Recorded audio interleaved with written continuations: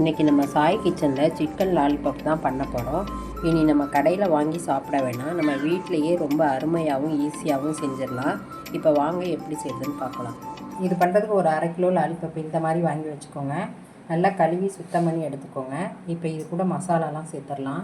2 spoon மிளகாத்தூள் சேர்த்துக்கிறேன். உங்களுக்கு காரத்துக்கு ஏற்ற மாதிரி நீங்கள் சேர்த்துக்கோங்க. 1/4 டீஸ்பூன் மிளகுத்தூள் சேர்த்துடலாம். கூடவே ஒரு முட்டை சேர்த்துக்கலாம். 1 ஸ்பூன் அளவுக்கு இஞ்சி பூண்டு சேர்த்துடலாம்.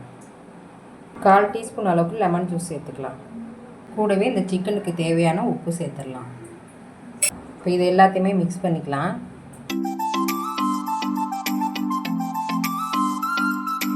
இந்த அளவுக்கு மிக்ஸ் பண்ணி எடுத்துக்கோங்க. ஒரு 1/2 மணி நேரம் நல்லா ஊறட்டும், அப்போ தான் நமக்கு கிறிஸ்பியாக வரும். இது 1/2 மணி நேரம் ஊறிடுச்சு. இப்போ இது கூடயே மைதா சேர்த்துடலாம். ஒரு 3 ஸ்பூன் அளவுக்கு சேர்த்துக்கலாம். 2 ஸ்பூன் அளவுக்கு கார்ன்ஃப்ளவர் மாவு சேர்த்துக்கலாம். இப்போ இதையும் நல்லா மிக்ஸ் பண்ணிக்கலாம்.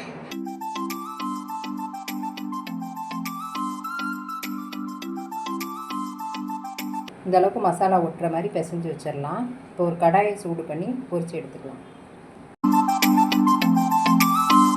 எண்ணெய் நல்லா காயட்டும், அப்போ தான் எண்ணெய் குடிக்காது. எண்ணெய் காஞ்சிச்சு, மீடியம் ஃப்ளேமில் வச்சுட்டு பொரிச்சு எடுத்துக்கலாம்.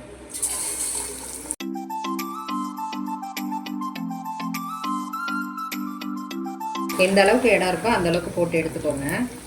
2 நிமிஷம் ஆனது இப்படி திருப்பி விட்டுக்கலாம்.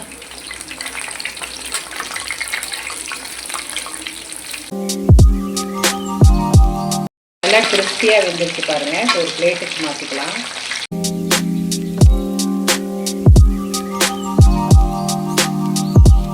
இருக்க லாலிபாப்பையும் பொரிச்சு எடுத்துக்கலாம்.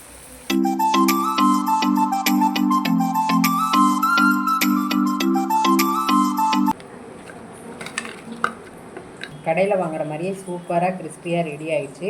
இதை நீங்களும் ட்ரை பண்ணி பாருங்கள். ரெசிபி உங்களுக்கு பிடிச்சிருந்தா லைக் பண்ணுங்கள், ஷேர் பண்ணுங்கள், கமெண்ட் பண்ணுங்கள்.